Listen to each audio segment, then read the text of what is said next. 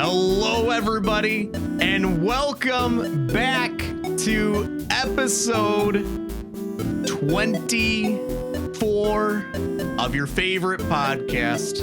They're finally doing them. They're putting them on the internet. They're even live streaming them. Arcade Parlor! Arcade Parlor! You snuck in there with that one. That was on you. You guys are supposed to be watching me. We've talked about this. There's no warning. It was not. You went in hot. You were in a mood today, Ponch. This is gonna be awesome. Ponch on 10. This is. I'm excited for today's episode. Today is episode 24, and you know what that means? 24 on a monthly release schedule. That is 2 years.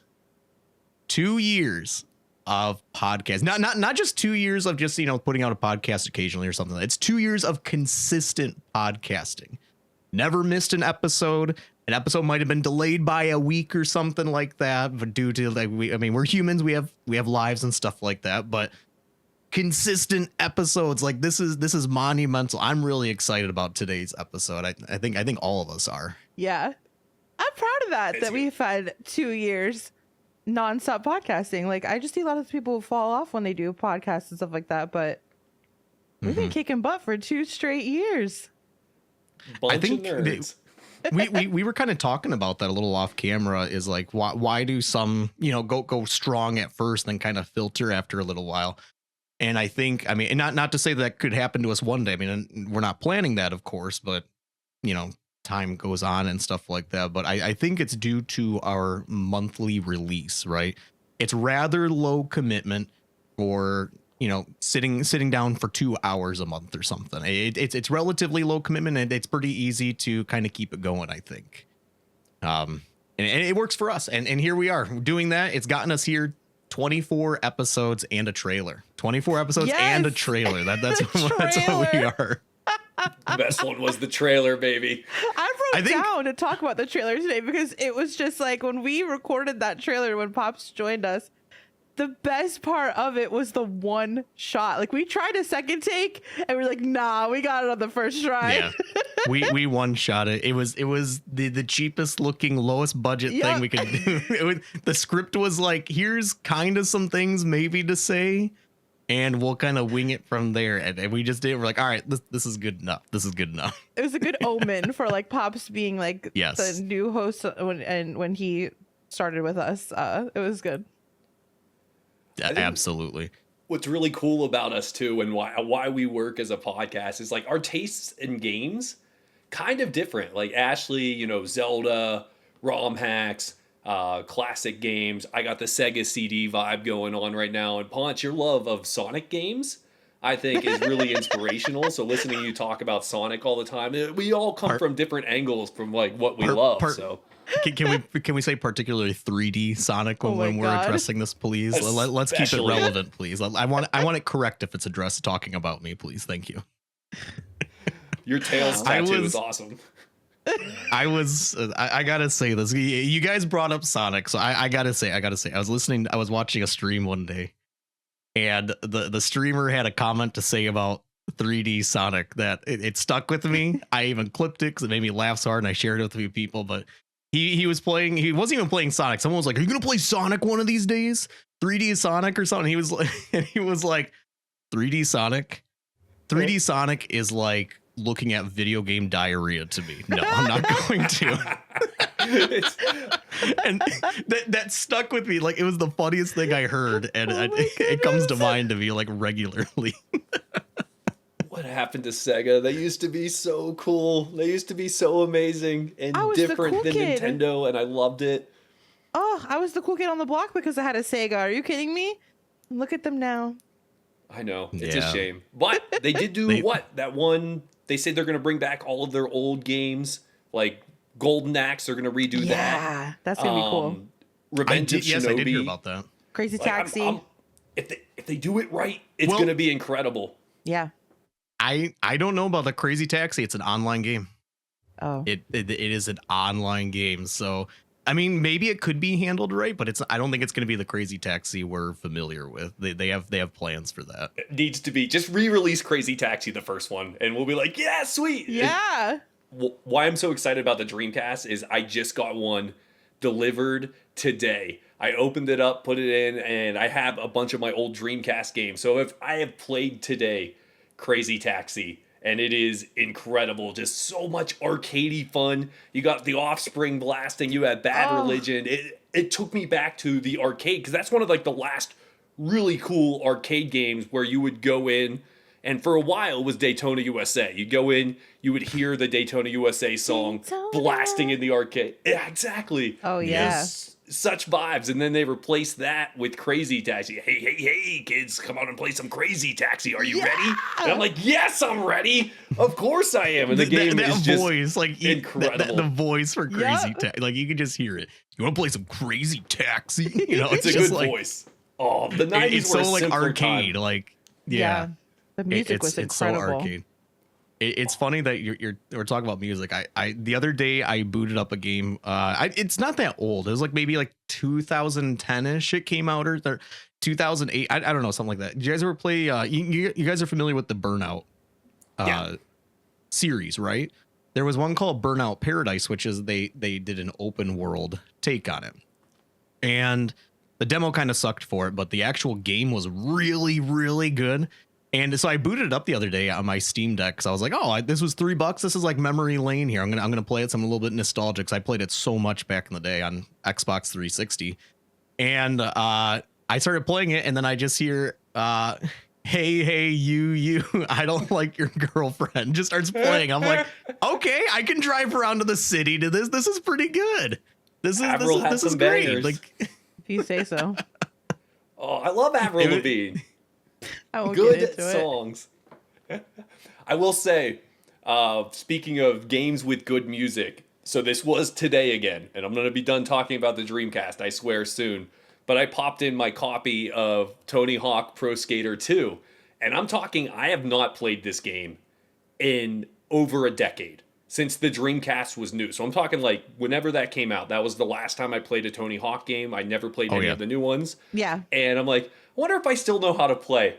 I go down, the music's blasting. I immediately start comboing together using manuals, tricks, and all these things. And apparently that how to play that game is in my blood, because my first trick was like 100,000 point trick with a combo together, and it was insane. It was like a minute long combo, and you only get 2 minutes per level. And I'm like, oh my goodness, what? I wonder what I don't know that has that part of my brain just be like, if he ever fires up Tony Hawk Pro Skater 2, he's ready to go.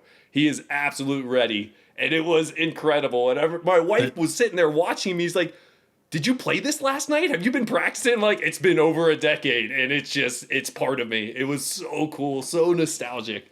That's actually a really good point. Like, some games, the music is so integral to the experience, right? Like I'm not talking just like OST music. Like, I'm talking like they took mainstream music of the day and they insert it into a game. And like, sometimes, okay, it's whatever, but there's some games like Tony Hawk Pro Skater where like it's like integral, right? Like if they had just like generic music, and I think the game would go from like a 9 out of 10 to like a 6 or 7 out of 10. The music elevates it literally by actual like review score points. I think like it's so integral, and it's like music that's ingrained into our minds from listening to it so much. And it, like I said, it clearly unlocked like your combo I don't know, combo box somewhere in your brain, and you were just like pulling them off like nothing. It was incredible. It was like, you know, when like in Old School, the movie at the end where he blacks out and has the perfect debate. Like my brain switched from me being me to be like, apparently I'm just a Tony Hawk Pro Skater 2 machine. It was beautiful. It was beautiful. But like is it because that game came out when we were kids that the music is awesome and influential? Because now if I get a game and it has music from today, I'm like, this is trash. I don't want to learn any new music. I'm 40 years old.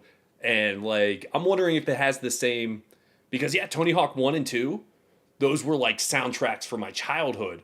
Was it because they told me these tunes are awesome? Because I wouldn't know who Goldfinger was without Tony Hawk. And now I love Goldfinger. You know, Superman, that song is in my brain. Mm-hmm. Oh, yeah. And I'm wondering, is it that like the best?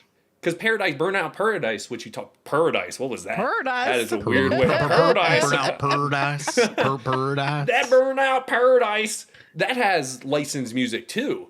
And Yes.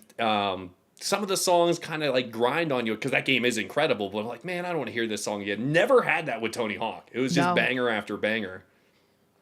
I don't know where I was going with that, but I'm just feeling like I wonder if That's- you're younger, it's cool. But now that we're older, if you get a game with licensed music, you're like, I don't want to learn new songs.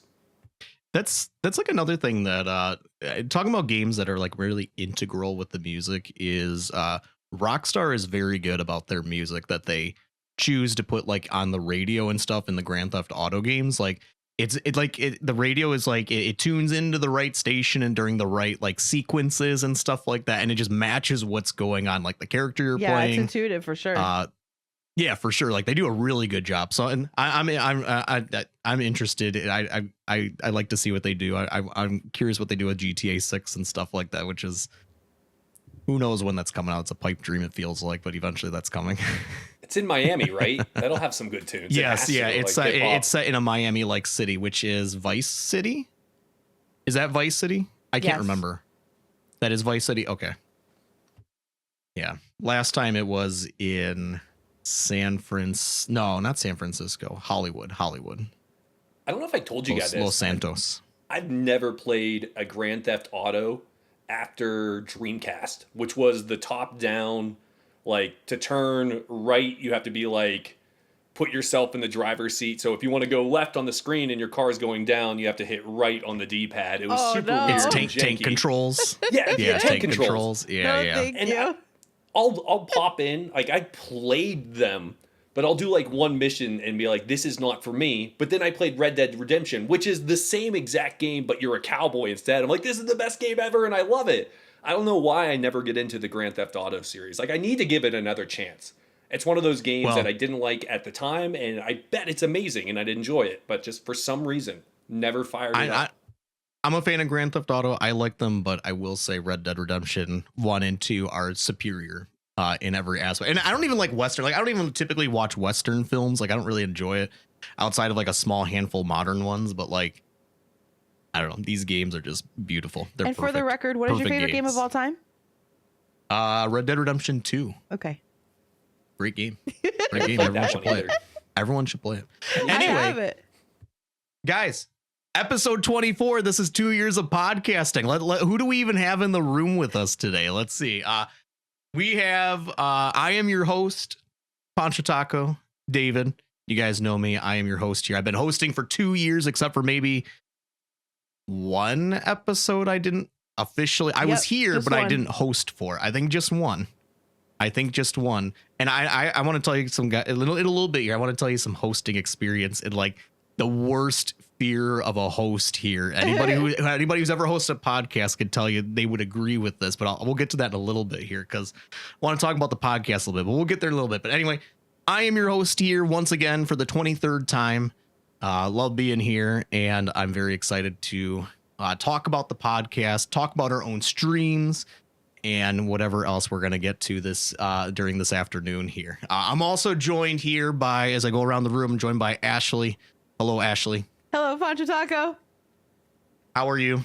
I'm good. I'm the only other person in this room who's been on 24 episodes of Arcade Parlor. That's true. It's pretty crazy. Wait, you know what? Actually, 24 and a trailer. 24 and a trailer. In a trailer. Yeah. Yeah. Wow. No. That's a lot. 2 trailers. We had the original trailer. Remember, we pre-recorded it, and when we announced, we had a trailer. So 24 and 2 trailers. Look at that. We're even more. I forget we had that first trailer. The first trailer, and you showed it on your stream. Yes. Yep. That was awesome. Yep. We Wow, did. I haven't thought about that in forever. Can I really Yep. quickly, while I have the floor, can I tell the story of how you asked me to be on Arcade Parlor? Let's go. Go for it. So, Ponch and I have been friends for a long time, and Bleachy B, of course, was the original host of Arcade Parlor, and the three of us were just like kind of streaming buddies and always hanging out on each other's streams and had kind of this similar communities. And Bleachy was a family-friendly streamer. Poncho's family-friendly adjacent, if you will. I am so an adult stream, like an 18+ stream. We're a stream of respect, obviously. Everyone respects each other, and we're friendly and we're kind, but the humor is adult for sure. So I get a message from PonchoTaco, and he's talking about how he was starting a podcast, and he had asked Bleachy B to co-host the podcast, and Bleachy had agreed, and they were talking about a third person, and I came up, and of course, like, it came up at first. Is it cool? Like, we're gonna be like a family friendly podcast. I was like, yes, it's cool that we're gonna be family friendly. But I was so honored, like, to be asked to, like, I still am. And I asked Poncho, I was like, why did you ask me? I was like, just out of pure curiosity, like, why did you ask me? He's like, well, you can keep any conversation going. I was like, okay, I talk too much. He goes, and we kind of needed a girl. Ponch knows what he's doing. Gotta class up the joint. So I was like, all right, so you asked me because I'm a girl and I talked about you. You were like, pretty much. I was like, all right, I'm in. Hey, it's the right ingredient for a podcast. I mean, it wasn't my intention, but there are so many podcasts. If you listen to it, there's usually it for some reason the balance is this way. I don't know why. It wasn't my intention necessarily. It was more so I just didn't want just a room full of just dudes talking, basically. I wanted some like other perspectives, everything like that was more so what I was going for. But there does seem to be, like, I feel like majority of podcasts, I have more than just two people. It does tend to be two guys and like a girl or something like that. That just seems to be a common. I don't know why it is. It just seems to be something, and apparently we fit into that. Other than our rotating chair, of course. To get into like could be a anyone. Little deeper, I feel like if you look at most of the guy girl podcast formulas, it's the serious host, the totally wacky guy, and then the girl that kind of brings it all together. I feel like we do that. Luckily, perfect. we don't have the wacky guy. Oh. We too serious, and the girl that brings it all together. I like it. We went a different route. I'm gonna go eat some toilet paper again. Well, like as the host, you also have to play like you can play along. We also have to play the straight man at the same time, because you got to like progress, right? Otherwise you get not the weeds, but you go too far down the rabbit trail before you know it. Episode's over and we haven't even gotten to like half of like our normal schedule or anything. So like as the host, you do have to kind of play like the straight man, to a degree, of course, and you got to drive the episode. But again, we're going to get to that in a little bit. We're going to pull the curtain back a little bit, because I want to tell you guys what it's like hosting a podcast. I had some thoughts on this that I think are really kind of might be fun to share, that people might find interesting. But Ashley, it's great to have you on here. Thanks. 24 episodes and 2 trailers. That's a long time. Yes, it is, my friend. Thanks for having me. That's a long time. Also joined by, of course, we've been talking about you. Talk about how you came on a little over a year ago, I think it was now. I believe Pops, so. welcome in. Yeah, I'm Mike Cheese Pops McGavin. Look it up. That's my last name. Not a lie. I swear. I'm excited. The journey. I've been here a little over a year when Bleachy was on the way out to do amazing things. It was an honor to be asked to be a part of this, and I'm just going to do my best to not talk about the Sega Dreamcast. Have you ever played Power Stone? Such a good game. And Gauntlet Legends. Green Jester is now Pojo. You turn into a chicken and everyone else gets all the experience. You get so mad. And then me and the wife were playing Gauntlet Legends. And what's awesome is if you have low health and you need food, it announces when the other player eats food. And so you get so mad. It's like, Red Valkyrie just ate food. And she goes, I like food. And I'm like, no, I need... podcast. Sorry, focus. I'm excited. It's going to be a great one. I'm excited. Oh, man. It's so funny when people talk about Sega. Like I didn't have a childhood of Sega, so I'm like always so lost on so many of the IPs that are talked about. I don't even know if like a lot of the IPs you guys are talking about sometimes are even like overly popular. Maybe they were, I don't know, but like growing up in a non-Sega household, no reason other than we just happen to have Nintendo. Like there's just so many like IPs that came out on Sega that like I've literally never heard of that in my entire life. Like it's kind of funny to like sit back and like I feel like I'm rather knowledgeable in the games world, except for Sega. Sega's like my one place. Like I just don't know a lot, to be honest. Like you show me literally a Sega console, and I wouldn't be able to tell you what's what if you covered up the like the logo, like where it would actually say it is. Like I just don't know Sega like at all. I'm very, very close to having every single one. The 32X eludes me, and then there's actually one pre-Master System that's like almost like slightly above Atari. And so think of Master System as the Nintendo. There's one before that with like some crazy number name. I don't have that. I don't have any urge to get that. There's no nostalgia there, but like I have everything through the Dreamcast with the exception of 32X. And do I want the 32X? Kind of just to say I have it like my Virtual Boy, but it's very similar to the Virtual Boy. I don't think there's like one killer app on it that like one good game on the 32X. There's a couple of okay ones, but it's hard. Like $150, do I need to spend that? Probably not. I'll be fine. Are all of us Sega kids like that? Because I collect Sega consoles too, and I think there's only 3 versions I don't have, but I have multiples. Like I have just like 8 Segas chilling in my apartment for no reason that will never get played, but they look lovely on my console shelf for sure. Yeah, I got a couple of Sega. Why do I have multiple Sega? I have 2 Sega Saturns. That's unnecessary. Is it just you can't accept that Sega's hardware department like just failed and they collapsed on themselves, and so in order to cope you just keep buying any Sega you see out there? Is that what it is? I can accept it. They're dumb. They're dumb. Once they started doing like Mario and Sonic at the Olympics, I was like, what happened? There is, last time, I promise, but there is a Japanese only Dreamcast game where it's an RPG and you play in Sega headquarters. So Sega has lost the home market. Only 1% of people now have a Sega console in their home, and 99% people have the enemy, which is clearly Nintendo. And it's almost like an in-joke about how many bad decisions Sega made. And so you have to make the decisions yourself. And it's all in Japanese.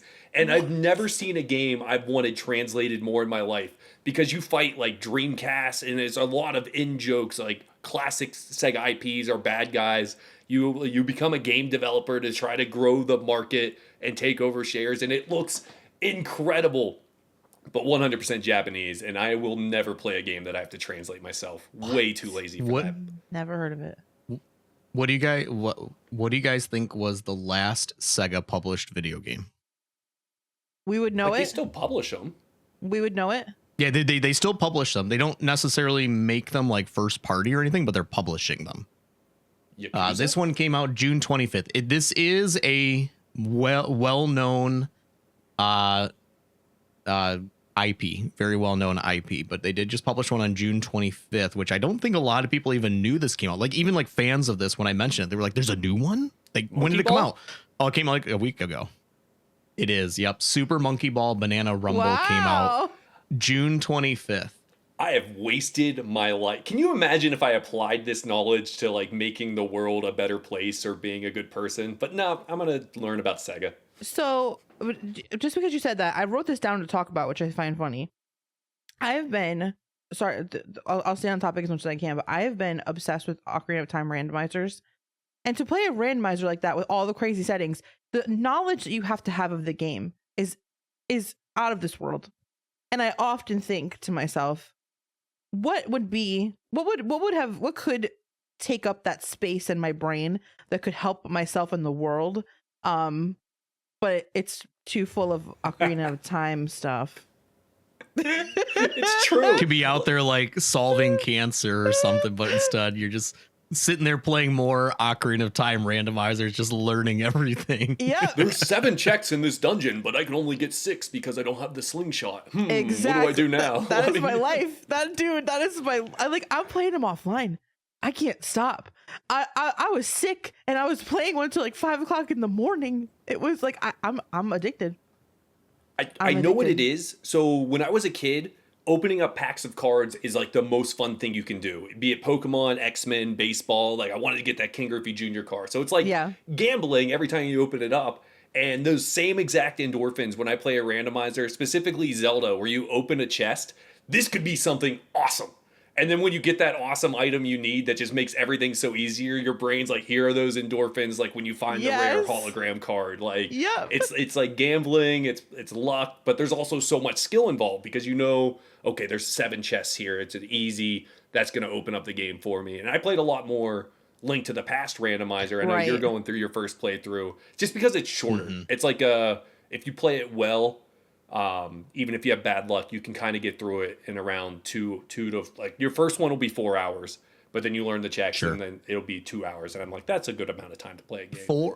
Only 4 hours? Like Yeah. how well? I mean, like, do you have to know? I mean, I assume you have to know the game really well. Like on a first playthrough of Link to the Past, I'm like 8 hours in, and I still have like 4 temples to go. So randomizer's actually quicker than the game because you get Okay. items and stuff like that help you just bypass, and you don't have to do every dungeon because the goal is just to get to kill Ganon. So I suppose it also maybe it also depends on the seed you generate. I've seen like I think Link to the Past randomizer when I was looking at the website. I think you can generate ones that require the 7 dungeons to be completed. So I guess yeah, you put in how many do you need? All 3 pendants? Do you need all like what? I guess you can set your length basically by customize everything. doing all that. Okay. I just Yeah, did it's a awesome. 12-hour rando because it was, and all I was looking for was, it's called a Triforce run. It's called a rat race. A dear friend of ours created this challenge, and it could be anywhere. It could be the first chest you open. But my first run happened to be that it was in Ganon's castle, so the last castle, but the castle was locked behind. You had to have 50 Skulltula tokens. Sounds easy, but the Skulltulas are random. They can be anything. So the Skulltula tokens can be anywhere. So I had done 90% of the checks in the game before I was even able to like go do what I needed to do. And then lo and behold, it was locked behind triple wallets and triple strength and long shot and like all kinds of items you had to upgrade plus 50 skulls. So it was a 12-hour rando when people have done this hunt in 5 minutes because it was like the 3rd chest that they opened. It is so funny you bring that up. I was in a just random Ocarina of Time randomizer stream. Yeah. And they were going, and someone brought up your run. Really? And they were just, the whole thing was like, it was the meanest thing I had ever seen. And everyone was laughing. And I'm like, man. What a great first experience, though, with a Triforce run where you're just looking for one item. It could literally be the easiest thing in the world. And I happened to have it locked behind the absolute hardest. It was if I asked anybody in the world who plays this game, what's the hardest chest in the whole game it could have been, and they would have said the boss key in Ganon's castle, and that's where my first one was. It was chaos, and that's why I love these randomizers, because you get to pick the amount of chaos. You get to say, I want all of these things mixed up. I want every pot in the game to have something different in it that you don't know, and like you have to know where all of them are, or else you could miss that one item that you need and be looking for hours and hours and hours because you forgot one check. So Question, did you generate the seed, or do you have a jerk member of your community who's like, this will be funny, and like purposely put the Triforce there? It was just bad luck. I generated the seed, and then the creator, our friend, he after the first day I was doing it for like 9 hours or something like that, he had me send him the spoiler log. So he knew where, because he's like, I want to make sure you're okay. Like, this is not right. Like, where is this thing? You've done everything. And he looked and Make sure it wasn't a glitched run or something. He's like, Something make sure didn't it's generate. winnable. He goes, this is what he said to me. I go, so am I good? He goes, you're on the right path. That's all he said. I was like, okay. That's awesome. It was the best. So like, we've been talking about it for weeks now. It was just such a good time. Those are one of those things, like when the streamer gets such bad luck, that is such good content. It's And iconic. when you finally get there and like, it better not be this. I mean, it has to be this, but if it's this, what bad luck. And that's just my favorite. That's laughing at the streamer with the community. It's the best. That's great. That's great. Let's talk about the podcast. What do you guys Yeah. say? Should we talk about the podcast? Okay. I think this has been an ample intro. I think we got all the good stuff. We got a lot of good stuff out of the way. Let's dive into the podcast Yes. now. Sega Dreamcast. We're right back out now. Great, thanks. All right. 2 years of podcasting, as we established at the beginning, it's 2 years of podcasting, not just 2 years of putting out episodes when we can, but 2 years of consistent podcasting, which is Even though it's relatively low commitment for once a month, there is still a good commitment, a good amount of work that goes into it. And we're happy to celebrate that we've been able to do that for 2 consistent years now, which is great. One thing that I wanted to share, I wanted to pull back the curtain a little bit on hosting a podcast, is one of the greatest, the biggest fears you can have as a host, and anybody who's ever hosted can relate to this, is what if everybody just stops talking? The dead air. Yeah, like everybody just stops talking. Like I present something, or maybe I'm not ready to move on yet, and suddenly the whole episode just goes quiet. When we have a rotating chair usually, right? Like 85% of the time we have a rotating chair. And you see streamers, they're obviously really talkative on their own streams, but you never know how they are when you bring them on, how they converse in a group setting or something. And everybody we've had has been great. But you just never know. It's like this little thing in the back of your head. It's like, what if this person we bring on just doesn't talk? And it's like, and that is something that does creep in. And then obviously that's where I need to rely on you two to help, and sometimes it just might be the person needs to get a little bit more comfortable or something like that, but everybody has fit in beautifully. I'm not thinking of like one particular guest or anything like that. Like everybody's done a great, like if anything, everybody has surprised me just how talkative they are in a setting like this. Like I'm always like, oh, this was awesome, this person, like right away they were just like, even before we even introed them, they were already bantering with us and having a great time. Like it's awesome to see that. But like as a host, the number one fear is that it goes completely dead silent. Let's test this. Let's test this right now. Pops, you are now the host. All right. So let's go back to the Sega Dreamcast. No, I'm just kidding. I'm not going to talk about that anymore. But I was the one host the one time, and I hated it. Miserable, because you have to talk the whole time. And even in my stream, I have verbal crutches that I use in those moments. Like, I have nothing to say here.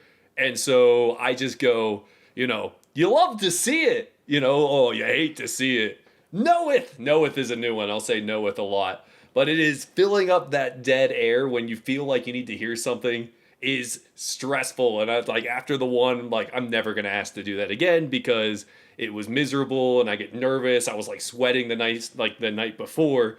And you guys got to say something because I'm starting to panic here. I'm going to go back and discuss the lore of Skies of Arcadia, which is an incredible game on the Dreamcast, by the way.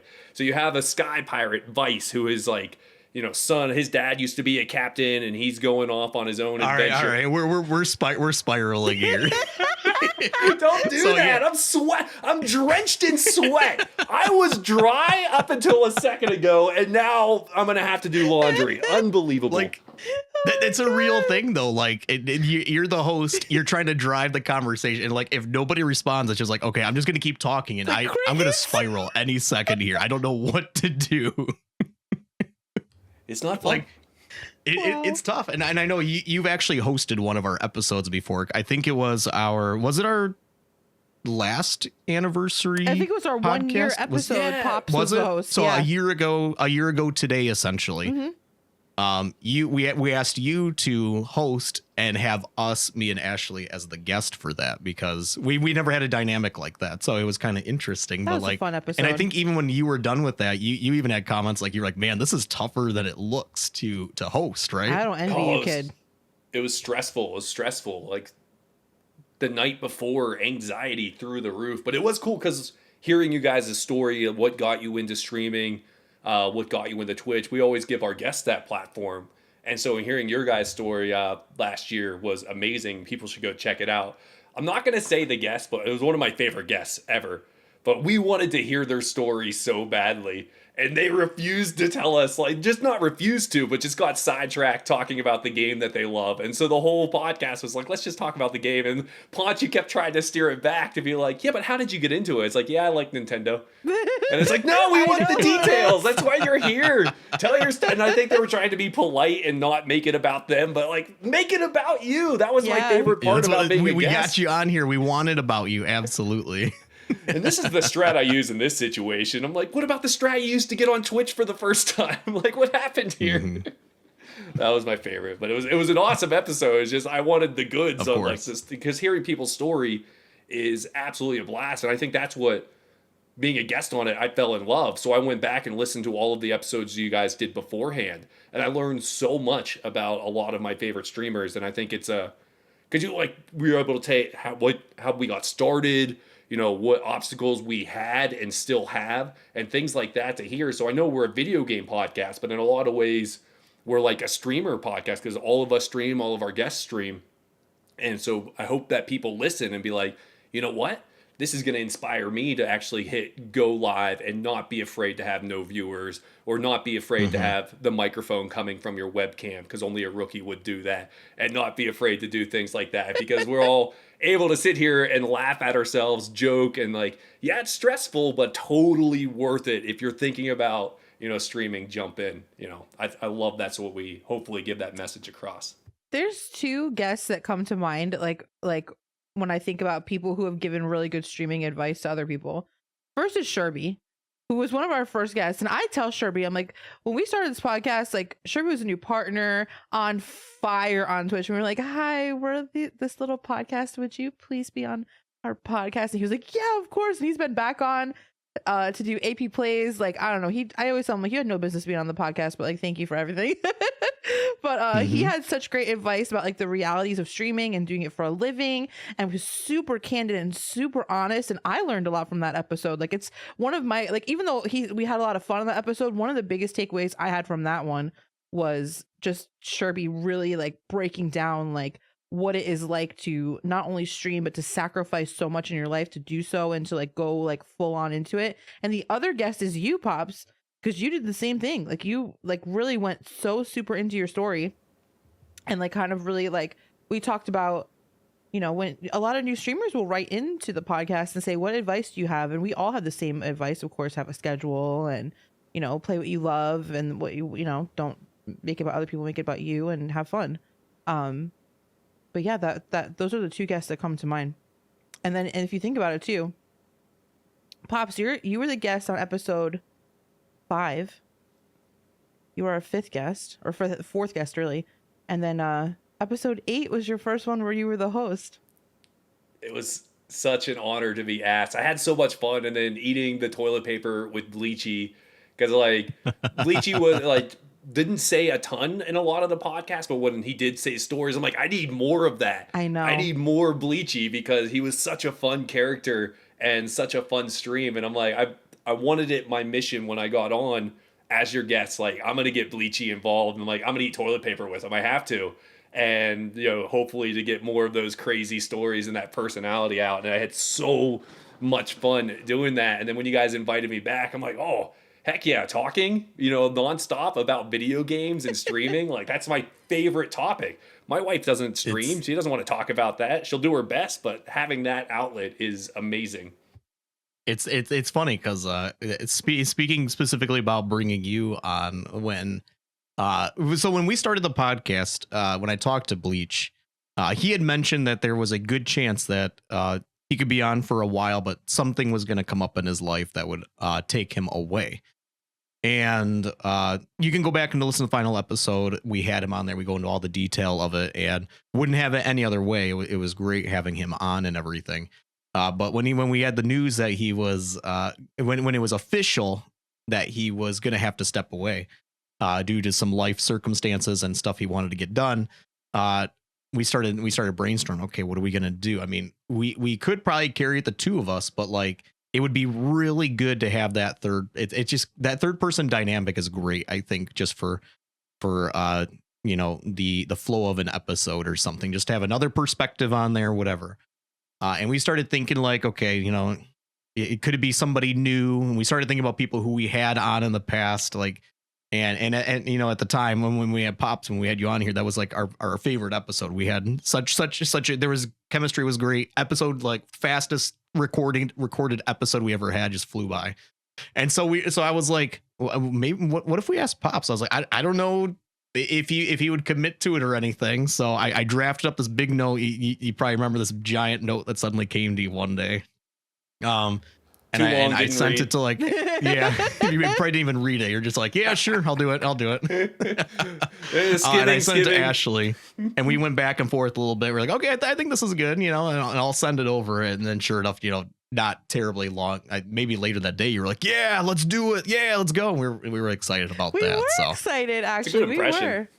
We were really excited. It was one of those moments where it was like, are you thinking what I'm thinking kind of thing? Like, I think we both like, we like weighed out the options. Or could we do just us? Like, which is fine. Like when we have the rotating a chair, but like who wants to listen to two people talk, have a conversation? It's so much better to have a round table.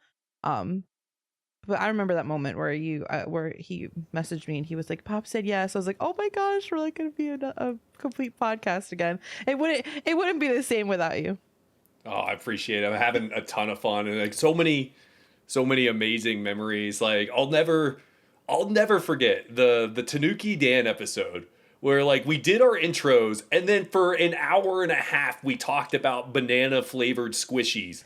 And I'm like, how did we get that much conversation out of banana? And it just kept going. And it was organic. It was fun. We were laughing. We went down the weirdest rabbit hole. And Ponch was trying so hard. We have to hear his story. And we ended up hearing his story. It was incredible. Yes. But it was just like, can we talk about something else? And it's like, no, we have to delve deeper. Is it squishy? Is it slurpy? For an hour. Yes. Well, like, I've said it before. I'm pretty sure on at least on my stream, I don't know what it is, but like some of my favorite moments of the podcast is just the opening banter. Like if I were to our listeners, if I were to show you our outline, in fact, I'll read our outline out loud. This is all I give to us each episode. All I put in there is like a 6-point outline. It just says I have welcome, one word. That's point number 1. Point number 2 is self intros. We go around the table, we say hello. Point number 3 is banter. And sometimes those get reversed. Like today, that got reversed like big time. We just started talking right away. And they're like, wait, let's pull it back. Who do we have? Who do we even have here?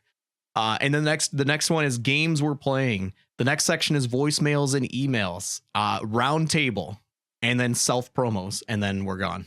That's literally our outline every single episode. It's like the most skeletal thing. Yes, and that's what I wanted with this podcast is going even back to the name is I want it to be like I don't want to be like overly structured, right? I want it to be like a group of friends who are hanging out and hey, we happen to talk about video games sometimes, right?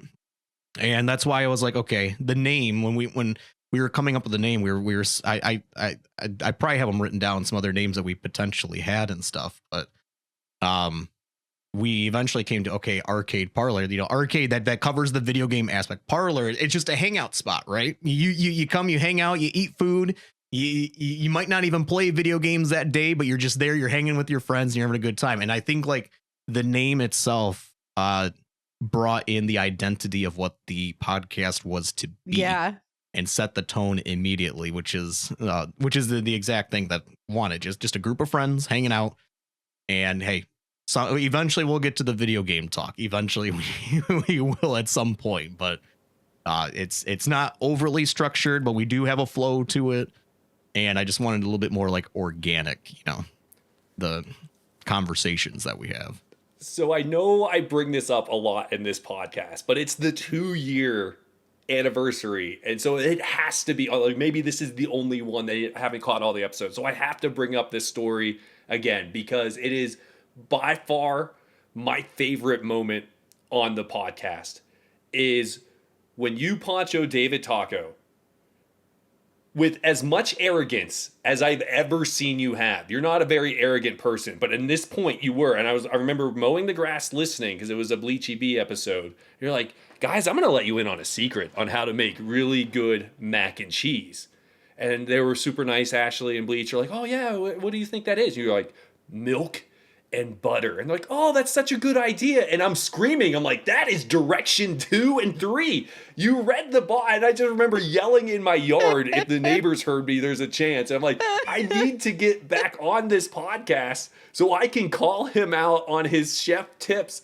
And I was crying, laughing with rage in my yard just because of like, you were so confident that you just cracked the code to perfect mac and cheese. And I'm like, I need to get on this podcast. This is the best thing I've ever heard in my life. And your first episode, we talked about like when it was your first episode as a host. That was like the first thing you brought up. Where you like, we gotta circle back to the mac and cheese recipe, PonchoTaco. Yeah, we So circled mad. back pretty quick on that, didn't we? Like, did you just always make mac and cheese on the fly, never follow direction? You thought, it'd be good. Put just the Little butter and powder milk in the in this bad boy. water. It was literally I don't know, like I'm a no fluff person when it comes to food. Like it would be like I would boil this is how I always made mac and cheese. I would boil the water. I would then put in the noodles. They would be cooked, the 7 minutes, 8 minutes, whatever it takes to cook them according to the box. I think it's 7 minutes. That's the only thing I looked at in the box. And then I would go and I would, strain the water out. I would put it in. I would put in the cheese, add just a little bit of milk, and then that's it. So I guess it was mostly the butter. I think it was mostly the butter was the thing. You gotta love yourself enough to at least put the ingredients that are on the box. It's critical. It's a critical ingredient. Oh, man. I'm not a huge butter guy. Like you go to a restaurant. If the restaurant doesn't butter my bread for me, I'm not buttering my bread. I don't have time for that. I don't have time to sit there with hard butter trying to butter my bread and then eat. Like, I don't have time for that. I'll just eat the bread by itself, or I won't even have any. I'm not doing that unless it's Texas Roadhouse. That was my question. If it's the cinnamon butter, I'll do the cinnamon butter. Yeah. All right, that's a different story. You only get one. This is a question for both of you. Do you go cinnamon butter Texas Roadhouse, or do you go Cheddar Bay biscuits from Red Lobster? The other one disappears forever. You can only choose one. Oh, that's painful. I'll pick the Cheddar Bay biscuits because then I don't have to do the act of buttering. You lazy jackal. Unbelievable. I agree. That's the right choice. Both are good choices, right? Both are. I didn't make a bad choice. That's my reasoning. Those biscuits are so good. They're so good. Like They That's are. the reason to go to Red Lobster. And I know they're like on tough times now, but those biscuits are incredible. And you get that good waiter or waitress that always refills them for you. Got them coming You're out. like, okay. And then you're so full. You're so full, but there's 3 biscuits left. I'm like, if I could eat these 3 biscuits, they're going to come out with a fresh thing and I can take those bad boys home. That's the strategy. You got to make sure you finish them so you get a fresh plate and then you take those home, and it's fantastic. Those are top tier. I don't even think there's a close 3. I think it's Red Lobster, Texas Roadhouse. I don't know. Maybe breadsticks from Olive Garden. I don't know. It's just bread. It's against my culture to go to Olive Gardens. I've never been there before. But I have not been to Red Lobster in years. Like I'm talking like I think maybe my early 20s. That was the last time I went to a Red Lobster, and I would still, even though Texas Roadhouse is my favorite chain restaurant in the world, I'm picking the Cheddar Bay biscuits over theirs all day long. It's so the savory, the cheese. Oh God, yeah, give me that all day long.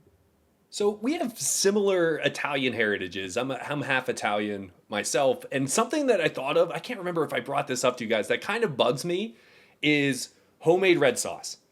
It's always called. I have my own homemade secret recipe, but it always involves using cans of other sauce and dumping them together. I'm like, isn't that cheating? Sure. Like, shouldn't you have to like press your own No. tomatoes? But for some reason, homemade, when it comes to Italians and like the red sauce, it always involves just using pre-made stuff. It's just like, let's throw the pre-made stuff in with a couple of different ingredients, and now it's homemade. And I always thought that's cheating, but like that's how I make it too. All right, hold the phone. Hold the phone. First of all, even when my family went through tough times when I was a kid, thank you, Mom and Dad. I have never had jarred red sauce, to my knowledge. Like maybe a restaurant had it or something, but I've never had jarred red sauce in my life, ever. No but like, ragu. isn't it the can? You open up the can and you put it in. No, it's like the can tomato is crushed puree. tomatoes. Well, it's just a tomato. If you puree a tomato, that's tomato puree. Nothing else in it, but a tomato. Still cheating. How You is have that to take cheating? the Because someone else tomato ground it raw. up for You me? have to take the It's, raw I guess it's tomato. just not like it's just not like the freshest. I guess, right? Is that what But it is? it is. What if you not had, like- if you canned it yourself from your own garden, it'd be the same thing. Oh, That's legal. I guess it's the difference of buying it. It's just somebody else canned the tomato for me. That's it. And That ain't pureed it, cheating. not homemade. They did all the work. You And just dumped it in a pureed it. pot and called it your own. It's my secret recipe, dumping out cans into a thing. And that's everyone. We all do it.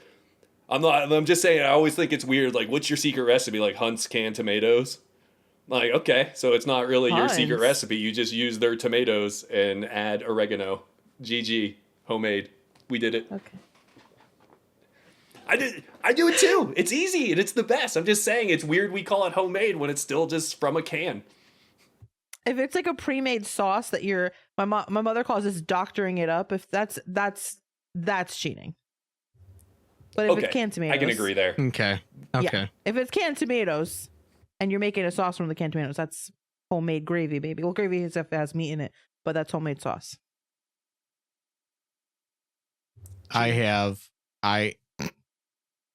I just looked something up here Yes. and I found it. I want to pull the curtain back even more on the podcast with some Wow. lore. Wow. I just found conversation of what to name this podcast, and I want to share with you guys some of the ideas that we had. When we were starting to brainstorm names of what to call this, which obviously we came up with Arcade Parlor, and I want to walk our listeners through some of the thought process here.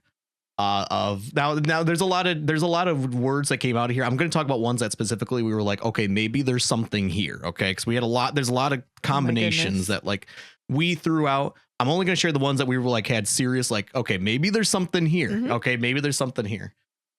This was back August 14th. So 2 years and 3 days ago, this conversation happened. This was between you, Ashley, me and Bleachy. Now this is Pops. You don't even know any of this. This is lore for you as well. I'm excited. This is gonna be. I want to hear the names to see if I like any of them better. Wow. Our very first idea of a podcast name was, there's two versions of this, but the idea was there. One was Possible Gamers or the Almost Gamers Cast. The Almost Gamers Cast. Those were two that we had. I forgot about that. Yep. The Possible Gamers or the Almost Gamers Cast. That was our first pitch. We were like, okay, maybe something's here. Possible Gamers is not bad. Possible Gamers is great. It's pretty good. I think one of the problems we had with that was there was already some established channel of some sort that was called Almost Gamers or something, which didn't surprise me when I looked it up. So we decided not to go with that. And then we had conversations like, well, I don't know if we should have like maybe gaming in the name, right? Because that's like almost like honing us in too narrow on what the scope of the podcast should be. Sure. Maybe we should broaden it up a little bit. And so we had a couple things. One thing that came up that really like sparked interest in a particular word was parlor hot takes. And when we were talking with it, we were like, nothing's really sticking. And I'm just kind of paraphrasing some of like the Discord chat that we had here. It's like, nothing's really sticking out yet. But I was like, maybe there was something with parlor. Maybe something with parlor is there. I remember this. And I'm even reading this word verbatim what I wrote. I'm trying to think of a classic hangout space or something to show that it's a hangout cast where we also talk about games, which is kind of what I was just talking about a little bit ago.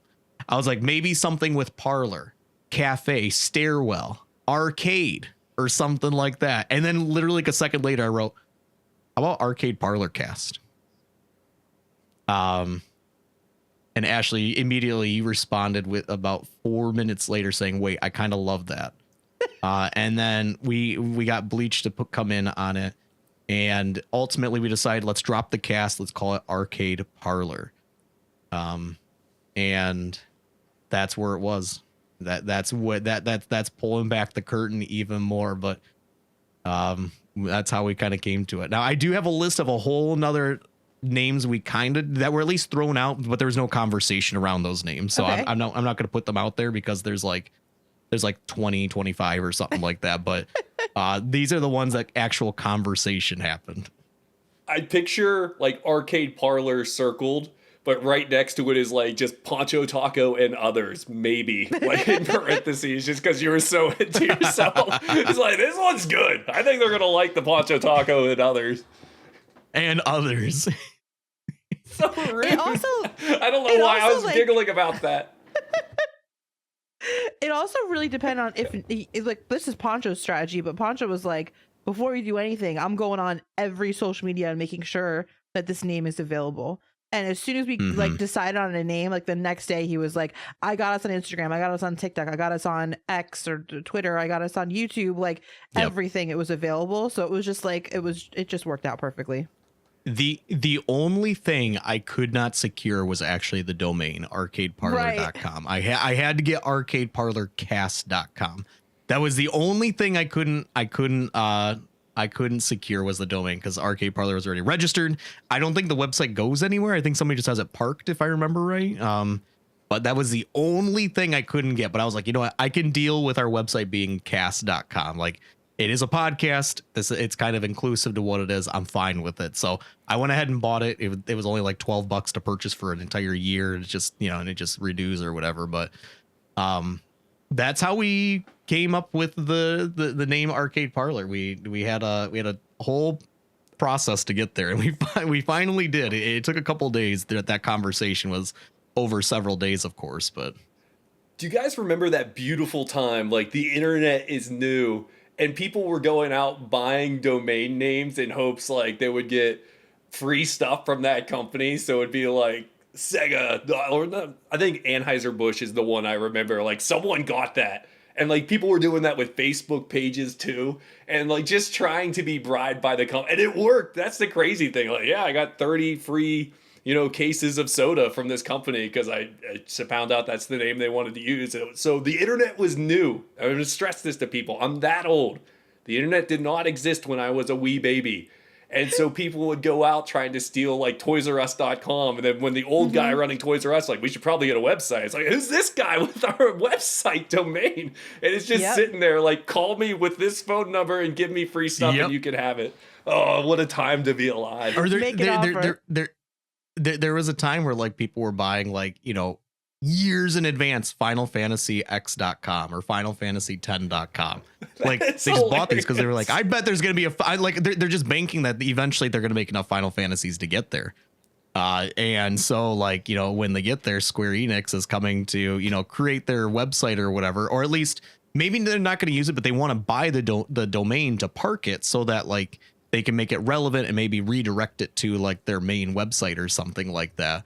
And not have like somebody post something like wildly inappropriate under the Final Fantasy like 10.com website or something. Awesome. So that's that me working IT, that's a very common things companies do. They buy domains that are like variations of their name so that they don't have, whatever. So they would do that. And then when it came time, they'd be like, all right, here's my price. I'm going to charge you this, and you can have the domain. It's so cool. It's so creepy and hilarious. Just someone would. I'm wondering if that's why like games company and like Hollywood started naming things stupidly. Like, instead of just doing Sonic 6, they're like Sonic Unleashed with the Mystery of the Rings, because no one's gonna have that domain name. Like, I'm wondering now, because like I love the numbers. Mario 1, 2, 3 classic. They went to go through Mario 4 and they're like, who's this guy with the webpage? Super Mario. Let's call it something different. And so now, like, we no longer get the series with numbers in almost anything. Like, Scream. Like, 2 Screams ago. Like, what do you want to call it? Let's call it Scream. Like, we already... I'm wondering now. We already own the domain, Scream.com or whatever, the pieces together. Nobody likes it. Unbelievable. What is it? Bad Boys 3, they called For Life. Like, that should have been 4 because it has 4 at the time. They were so mad. Like, yeah, we didn't have a lot of hindsight on that one. Oh man, somebody in marketing got in trouble there, right? It's like we had the number 4 in the 3rd movie. It's weird. Like, easy opportunity, but I digress. I just forgot all about that. So that's the story of how we came up with Arcade Parlor, which I don't think we've ever shared outside of that like 3-day conversation. We never even referenced it again, even like in our own like discussions when we be talking about the podcast. I don't think we ever even talked about it again, and we've certainly never talked about it like on streams or anything like that. So there's some lore that's how we came up with the name. And once we came up with the name, sure enough, I went and I secured it wherever I could, even if it's like a platform we don't utilize. You just buy, or you just get your handles and lock it down so that no impersonators and stuff. And luckily, I don't think there was anything I had to do, like any variation of underscores or anything. I think everything was just available, Yeah. which was very lucky on our end. And even when I see like a new social media platform come up, I try to, because I'm like, you never know what could become useful to us Sure. one day, or it could blow up massive, and it's like, okay, we probably should have a handle on this or something like that. So I try to register it when we can, when I get wind of something that could be coming up. But yeah, that's how we came up with it. Arcade Parlor. And the website is arcadeparlorcast.com, which you can go there. It has all of our links, has all how to listen to us, how to join whatever, follow us on anything. And it's our email. It's all right there. Yeah, it is. So we're kind of going down memory lane here. What other over the years we've had a lot of episodes. What are like particular things that have stuck out to you that you'd like to remind the viewer, even remind us? Because I'm sure there's things you're going to say that I'm like, oh, you're right, I forgot. And I know viewers maybe who haven't been here since day one, maybe they'll be like, oh, I kind of want to go back and listen to that now. Like, what has been your favorite moments in the podcast? One of my favorite moments of Arcade Parlor, it was actually, I think it was the episode before Pops joined us. So I think you've heard this episode, Pops, but you're gonna know as soon as I say the guest, Chess WC. When Chess was on the podcast, and I know where this is going. Yep, he has this channel point in his stream. Now Chess is a musician. He's an incredible streamer and good friend of all of us, and he has this channel point on his stream where you can redeem for him to play "My Heart Will Go On" from the Titanic on a recorder, but like he plays it like extra bad, like extra like will blow the speakers out bad. And we happened like to mention it, and I think Poncho, I think you mentioned it, and it was him without skipping a beat grabbing his recorder and just doing it on the podcast, and like not laughing or anything like that. I don't know how he got through that, but I was crying my eyes out laughing. It was one of my favorite Arcade Parlor moments, and even now whenever I see it on his channel, I go back to that episode every time. So good. That was the one where I was so excited. I'm like, please, I'm gonna it was scary too, because I knew I was gonna be a guest. I'm like, I can't get even close to how amazing that was. And I was laughing and I was crying the whole time. That was I'm gonna have to go back and listen to it. It's been a hot minute, but So I good. need that smile in my life. Those endorphins. Oh, that's gonna be great. I've always told him someday we're gonna ask you back on someday when the time is right. And I'm gonna sing while you play that. I will sing along as you play, and we're gonna see what this turns into. So someday we're gonna ask him back on, and we're gonna have a concert here. For me, eating that piece of toilet paper with Bleachy and you guys was just so cool. I enjoyed that, but I don't want to pick my favorite moment being me. I think out of left field, like the whole Tanuki Dan episode is some of the best podcasting I have ever heard. And I'm not like trying to pat ourselves on the back, but that episode was hilarious, but also incredibly emotional. Like his story I learned so much about him and his character that stuck with me and will stick with me. And I think just to sum it up, like one of the coolest lessons I've ever learned is it doesn't matter if you have 1 viewer, 2 viewers, or 1,000 viewers. What's important is like somewhere out there doesn't know that they need your stream yet. So maybe someone's gonna pop in and you're doing your thing and you're gonna make their life and their day so much better. And then they're gonna stick around, and now you have this new community member. And so it doesn't matter if you're sitting there with 5 viewers, that you mean a ton to those 5 viewers. And I will always remember that. And like, I'll even now, it's cool because it's really easy as a streamer to be jealous and be like, I can't believe they have all these things. And like, take that moment to reflect on how lucky all of us are to have our communities and like that lesson he taught us. But it's fun to see, like, I'll pop into a stream and I'll see they have like 15,000 viewers and I'll watch. I'm like, Poncho's better than them. Click, leave. And so they had their opportunity. they're lucky. You know, a lot of it is just pure luck getting those eyes on you. And it's just, you know, not being jealous of other streamers, I think, is super important. And that lesson from Tanuki Dan, man, that'll stick with me forever. Such a fun, but that sounds like it's a very serious and dark and like just introspective episode. It is not. We laughed so hard the whole way through, mostly about banana squishies. But I just, yeah, I it took us an hour to even get to like any like relevant conversation to like what we podcast about. It was great episode. It was like a Futurama episode where you think it's all going to be funny, and then boom, you get sucker punched with like emotions, like the dog episode of Futurama. Like, what just happened? Why am I crying? Like, I was just laughing. How did you do that? I like got like a little bit of chills when you were just talking about that, because I don't know, Tanuki Dan's episode is one that just sticks out in my brain. When you talk Arcade Parlor and our past guests, like if I was gonna have somebody like a guest listen to an episode of ours, like to get a feel for us, I think that'd be one of the episodes I would tell them to go to for sure. And that line that he said, like, there's somebody out there who is looking for you and who's waiting for you. Goosebumps, right? I have goosebumps right. I'm not even kidding. I have them right now just saying that line. It's stuck with me. I think about it all the time.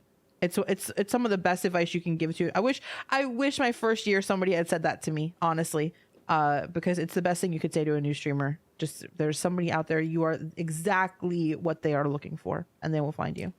And it like just hearing it helps you be yourself, because a lot of times you try to be what people want you to be instead of like, hey, you know what? Someone wants you to be you. And it's so like goosebumps, right? It's just an awesome episode. Go listen to all of them 7 times, but that one listen to 8 times. Yeah. Huge agree. So much. One of my I don't know if I'd call it favorite moments, but it's a memorable moment that I think needs to be mentioned here. 2 episodes in particular. I don't remember if it was our first one or was it our second one when it released. For anybody who doesn't know, when we record, everybody here uploads their audio tracks to like a Google Drive that they have access to. I download them. I mix all the audio. I eliminate all the background noises. I produce when you listen to when you're listening to us right now on your app. That's my work. I've mixed it all together, balanced the audio to the best my ears can do and stuff like that. And part of that is going track by track and listening for like what the threshold is of somebody's room and saying, okay, anything below this amount of decibels cut, because that's just clearly like and like an air conditioner in the background. Somebody's fan was on, which is, you know, normal, which, you know, nobody, we don't sit in studios like recording here. So we don't have a controlled environment, or we can't control our guests' environment, you know, stuff like that, or like their microphone. And so I go through and I eliminate a lot of that. So that's going track by track, which means that when I have it all there, I single out tracks and I mute them and I mute everything else. Well, there's been 2 times on occasion where I forgot to, where I had the first time the last person I was dealing with was Bleachy's track. And so I had that one singled out, muted everything else. And I was like, okay, this looks good. I got all the sounds eliminated on his end. We are good to go. I exported and I forgot to unmute everybody else. So cue me uploading the episode saying, all right, episode's launching at 7 a.m. tomorrow. I go to bed. I wake up to Discord messages be like, hey, anybody having weird issues with the podcast? I heard the music, and then every once in a while I just hear Bleach going, ha. Yeah, man. Oh, yeah. Totally. Arcade Parlor. Oh my god.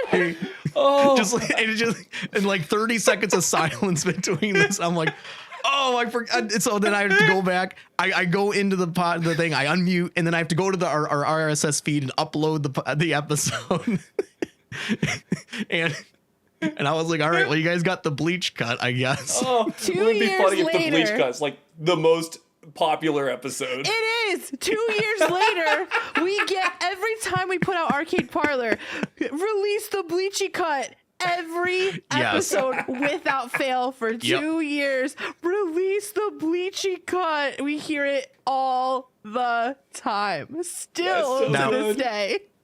This is not the only time this has happened, however. A couple months later, I don't remember which episode it would have been. I think we had a guest this time too. I remember. So we released the episode, and then sure enough, same exact thing. I think the last track that I was, checking for background noise and stuff like that, I think was Ashley's. In fact, it was Ashley. So everybody else was muted, and I forgot to unmute everybody else, and I exported again. I uploaded. It's like, all right, time for bed. I went to bed, woke up. I think Ashley messaged me, Ponch, there's a problem with the episode. Like, what's going on?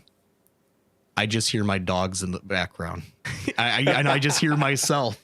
And we're like, the Ashley cut.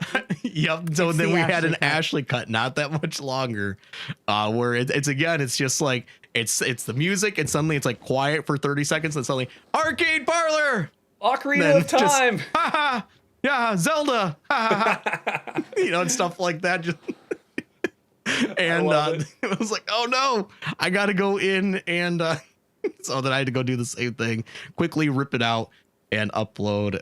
Since then, we have not had that issue, though. I definitely listen when I upload it to the RSS feed. You better tell the people why. That's not been an issue. You go ahead. Go ahead. First of all, there's at least 6 people who have heard the Ashley cut, because there's one person in particular in our communities who has never let me live the Ashley cut down. Because if just some lore on me, both my dogs are senior dogs. My dog Daisy's 15 years old. She's completely blind, and she's almost completely deaf. And I have to yell at her so she hears me. And I think she was like licking her paw or something. So I thought I had muted, but I didn't. I had a different setup at that time, so I wasn't muted on our call that was getting recorded. So I'm yelling at the dogs, like, to go like lay down, whatever. But like, if you didn't know me, I was afraid people were gonna think I was like mean to my dogs or something. Like, my dogs are my universe. My dogs are my whole life. Like, if you know anything about me, I just had a birthday party stream on the front page of Twitch for my dog Lucy. Like, that's what I did with my front page time on Twitch. I had a birthday party for my 13-year-old dog. But anyway, so that morning comes up, and it was Sherby's episode. And I remember, because it was such a big deal to me that Sherby was on the podcast, because he like, I idolized Sherby, and so for it to come out and it was just me, and if you like went, I was like yelling at my dogs and stuff. I was like, oh no! I was like, people Christian Bale moment. They're gonna think I'm so mean. Yeah, it's a Christian Bale moment. Oh, you're gonna bark while I'm on the podcast. Unbelievable. I didn't say anything just bad, doing whatever you want. Nope, I just told him to go lay down, really, but I was yelling so loud, like, but like really and truly, my dog Daisy cannot hear me unless I'm screaming at the top of my lungs. So the reason why we have never had that issue ever again is because ever since the Ashley cut episode, I was like, hey, Ponch, why don't you send me the episode before we publish it? And now I pre-listen to every episode, and I send him all the edits that need to get done. That's hilarious. Yep. I will. Those cuts are so awesome. Usually this is happening Sunday evening. So I have a Sunday night stream that starts at 9 p.m.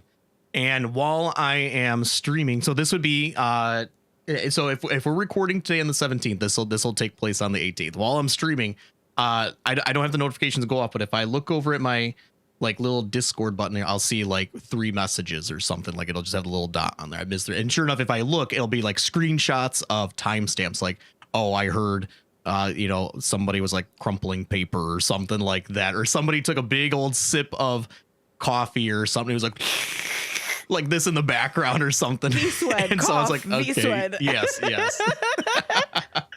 So I had to go through and mute some of that. So tomorrow night, which will be the 18th, I'm sure that'll happen, because it inevitably, again, we're in uncontrolled environments. We don't sit in a studio, so noises creep up that sometimes we can't control. And that's been very beneficial going that way. But what happens then is that I'll go through and be like, okay, sometimes if I got to go in and edit something, I got to go in, which means sometimes I got to mute the tracks again. So I'm always very sure when I export, everything is unmuted. When I upload it to our RSS feeds, there's an option on there that after upload, I can hit play. And I just sit there and I listen to it until I know for a fact everybody should have spoken by now, just to make sure that, okay, there's me. Obviously, I should be the first one I hear. Okay, okay, I'm going around the room saying hello. Okay, there's Ashley. Okay, I can hear her. And then I skip forward. Okay, there's Pops. There's our guest. Okay, we're good. And then I go to bed. Okay, afterwards. But I always check. So far, we haven't had that mistake in a long time. A long time. Since we're telling embarrassing podcast stories, I think it was my first time hosting. Not hosting, like as a host. Like, so coming back after Bleachy left and you guys invited me, I was super excited. I was super stoked. Gonna be super professional because you guys run a tight ship and it's awesome. I remember we're talking, conversation is going great. We're having fun. And I feel this rumble in my stomach. If you look at Poncho's background, that's kind of the situation. But I didn't know what to do.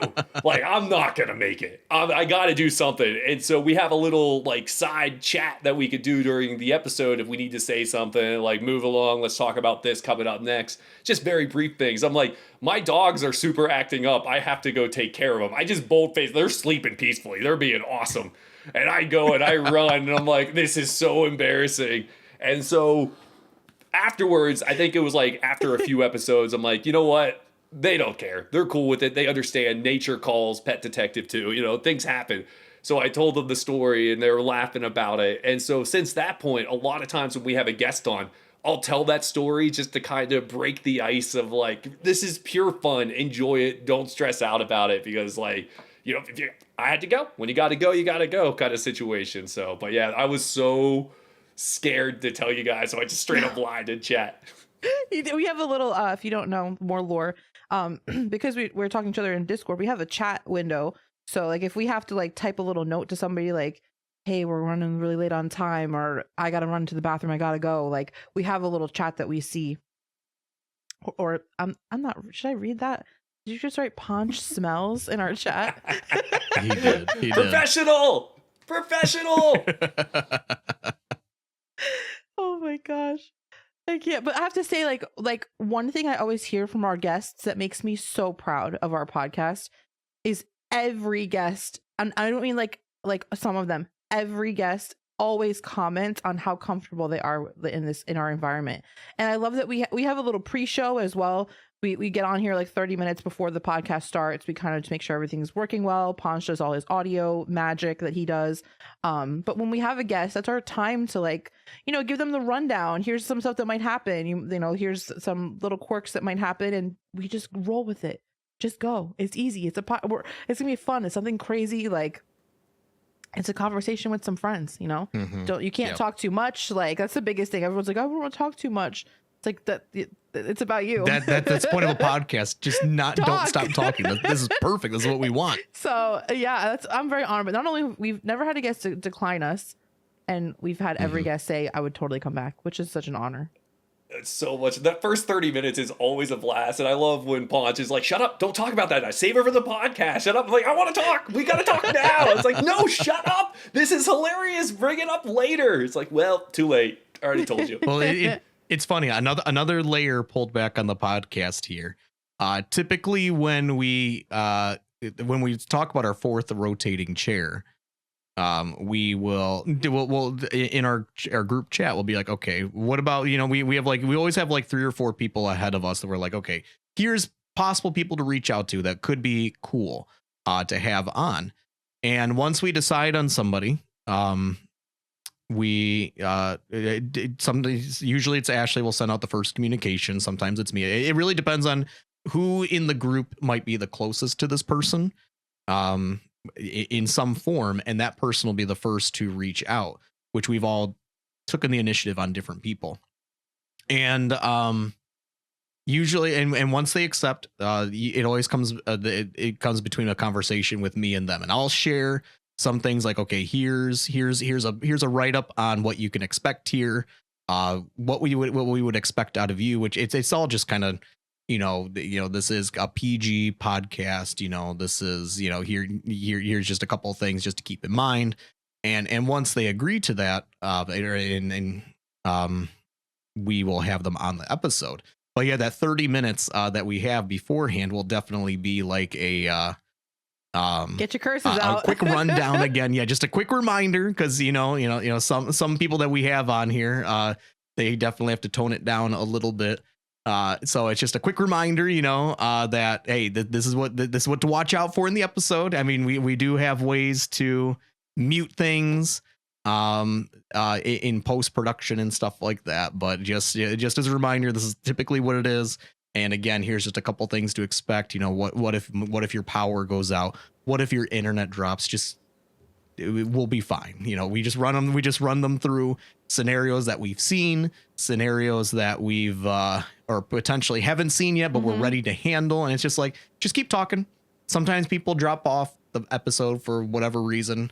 It's out of our control. Internet is out of our control. Power is out of our control. And just keep going. We'll be fine. We'll be fine. I'm so proud of you guys for doing is last month's episode.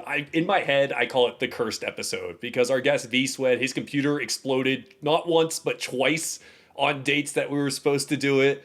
And then not only that, when we finally get everything up and running, my Comcast internet goes down. The dude's like, the only time I can be there is right during the podcast. I'm like, whatever, we'll figure it out. And I was like, that episode should have been so cursed and not have happened at all. And the fact that you guys put together one of our best ones with all of that going on is just incredible. It's such a good listen. And I was like, wow, I don't know how those nerds pulled it off, because I didn't help at all. I was there for like 13 minutes. I'm like, see you, nerds. Love that episode. It was just cursed from the start and ended up being so amazing, which is something to be proud of, nerds. A compliment that we get a lot is that the podcast is so pro. And while we're silly and we have like a funny conversation, so much goes into this podcast. And Saturdays we record. Then as soon as we get off, I stream. And the next morning I stream all day until 9 o'clock. Then Ponch goes on at 9 o'clock. And then I'm listening to the episode. And then he's on, he has to go edit the episode. Like there's so much like behind the scenes that like people don't see or know. But, and then, Pop shows up, which is awesome. So Arcade Parlor Sundays, baby. The most consistent stream I have. But that's one thing I will say that guests, not just that we make them comfortable, but I've heard so many people say, wow, this podcast is so pro. And I'm really, really proud of that. And also really quick, I have a little podcast quiz question for you all. Who is the only guest we've ever had who slipped and said a curse word? Dan G88. That's the only person who ever slipped and said a curse word. 14 times. That was a heavy. No, I'm just kidding. he just went off. He just went off for like 6 minutes. No, I see somebody in our live chat who got it too. That is the coolest part. Like, I've met so many people. You guys have introduced me to so many legends like Trey. And then just meeting new people, V-Sweat is amazing. And you see that it's weird that we all have that common thread of like just genuinely good people, which is super fun. Like, I'm very proud of the guests you guys line up for the show, because it's not just some jerk that got lucky on Twitch. It's like all genuine, amazing people, and hearing their stories has been an absolute blast.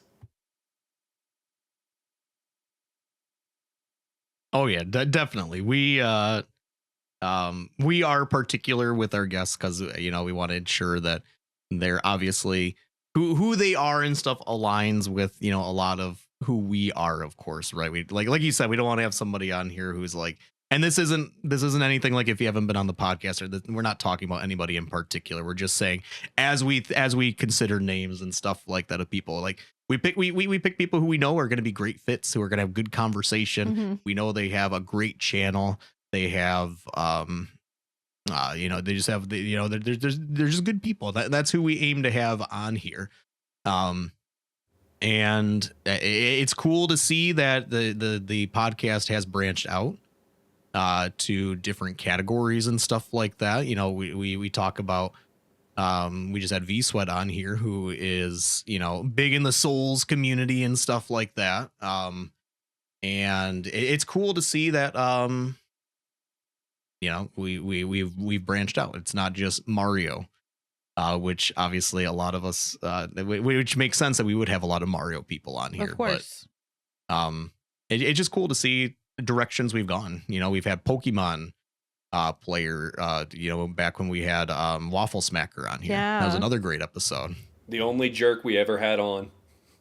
I'm just kidding. I love you, Waffle. I'm sorry. We I love just you, felt like Waffle. throwing a cheap shot. Go watch Waffle Smacker. He's incredible. Yes, absolutely, absolutely. I picture him listening to the podcast and then hearing that and be like, what? He's That gonna was shake his just head. unbelievable. Mm-hmm. Oh yeah. So this has been a fun. So far this episode has been great. Just thinking back on 2 years. I mean, it's a long time. Like when I think back to like when we started the podcast, like without seeing the numbers, I would have told you, oh, we maybe started like a year ago or something like that. Without looking at the numbers, like genuinely, that's what I would say. It was like maybe a year ago. I don't know. We've been doing it for a little while, I guess. But the reality is, I mean, 2 years, that's a long time to be doing. To be committed to anything. Like 2 years is a lot of time, and it's great that we've been able to set the time aside over, once a month to sit down and just have a great time on here. I mean, we're thankful to those who are able to be here live with us. We have people who tune in live. We're thankful for those who are able to download the episode after the fact and listen. And it's just great to see all that, we put this out every month, and it's great to see that people are interested. They like to hear from us. And of course they see it. And it's funny too, because they see us, like they see at least one of us every day anyway, sometimes both of us every single day, or all three of us in one day at sometimes. Yeah. Right. they see all and yet they're like, hey, let's go listen to Arcade Parlor. And it's just really cool to see that, that people are interested, they're invested in what we have to say on things. And it's just cool. It's just a really cool platform. I've always loved the podcast medium. I've listened to podcasts for years and years and years. And I was like, I would love to have a podcast of some sort, even if one person listened. I don't know. I just like the idea of people just sitting down, chatting, just having a good time, and maybe somebody will listen. But it's cool to actually have, a platform where, people are coming in here live listening, or, they wait, later in the week, they download the episode and they listen to it, and they come into our streams, they talk about what they heard about, or in our Discord various servers, you can see the banter that's going on about the episodes and stuff. It's great to see. It's really fun to see that.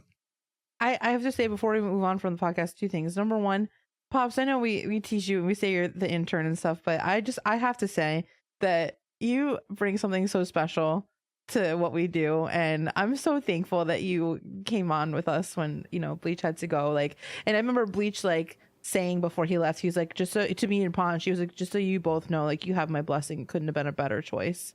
And yeah, just I'm thankful. He reached out to me privately and said, "You're a jerk and you're terrible." No, I'm just kidding. No, it means a ton. I've had it absolutely. It's my favorite topic: nonsense in video games. That's what all of this brain is filled with, just nonsense in video games, and having an outlet for it with friends is the best.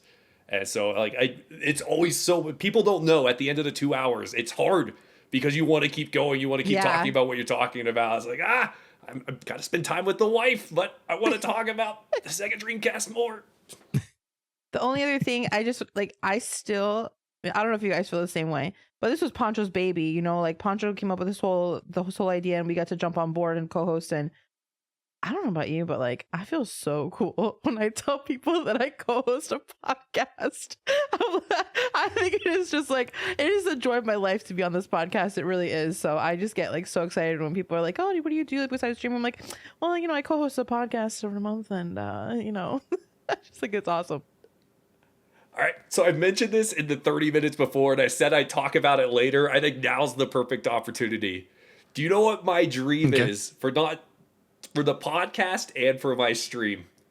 I want a billboard in the most ridiculous place in small town America, just an Arcade Parlor billboard with our faces, in a town that has 300 people. So the billboard costs $10 or something.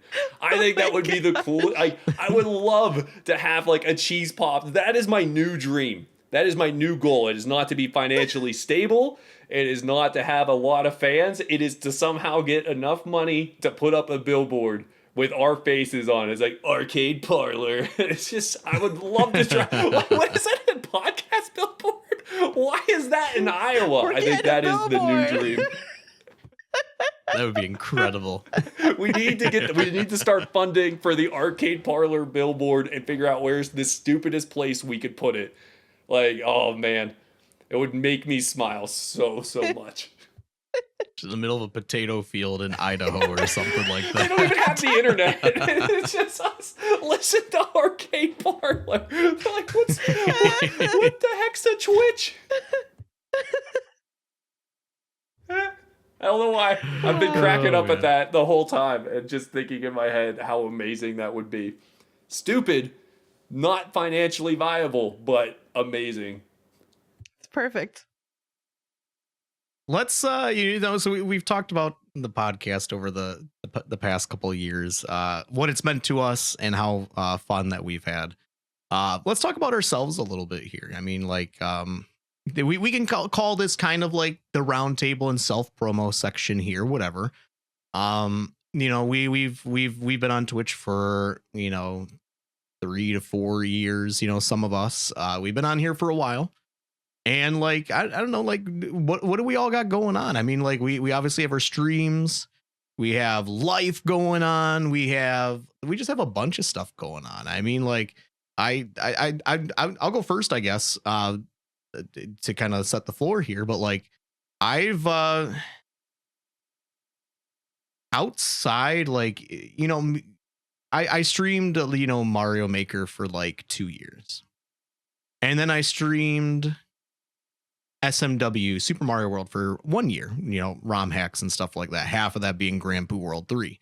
And then I haven't touched Mario in several months on my stream. Outside of this is actually kind of funny. I did have a celebratory stream of 1 year of not playing Mario Maker 2, and I played Mario Maker 2. This was like last week or something. So to celebrate 1 year of not playing Mario Maker 2, I booted up Mario Maker 2. There was there was a whole bunch of levels that people made for me for that stream and stuff, and it was a good time. I remembered some of the goods of that game, and then a lot of like why I was like, I don't really miss this overly too much playing it myself. But it was a good time. So, but it's kind of funny. Like I look back at like the past several months, I haven't booted up a Mario game on stream in a while, except for I guess I am starting to grind Tower of Fate and Grand Poo World 3 again, because there was a channel goal that was met for that. But like I've been having a great time going over into some Souls games. Like I started with Lies of P, basically exclusively playing that. I jumped into Sekiro afterwards. I just beat Sekiro a week ago tomorrow. That game was incredible. Really GG. Brutal, difficult game. Really brutal, difficult game. But it was awesome. Enjoyed every moment of it. And like these are games that like I didn't even think I would like, to be honest. But I realized that, or not even that I would like I don't think I would like the grind of it. I didn't think people would want to watch somebody just like, grind. But playing Grand Poo World 3 taught me that, if anything, people like to watch somebody grind and die repeatedly, because the chat loves nothing more than to Keck W streamer died again, lol, over and over and over again. Like there's nobody in chat that loves to do that more, And it just kind of goes hand in hand to kind of play something kind of like that again. So I had a great time playing it. And I'm also starting up, if we go back several episodes now, possibly even a year, I can't remember when it was, we talked about our greatest video gaming sins. I'm starting to rectify some of those sins finally. And if you remember, I don't know if you do, but one of them was I had never played A Link to the Past. I am now 3 streams in, and it's a great game. I knew you'd like that one. Game. I knew you would. So much fun. Oh yeah, it's fun to explore. All of the items are fun. It's a must play. Just last night I got to so I'm past the 3 initial pendants, right?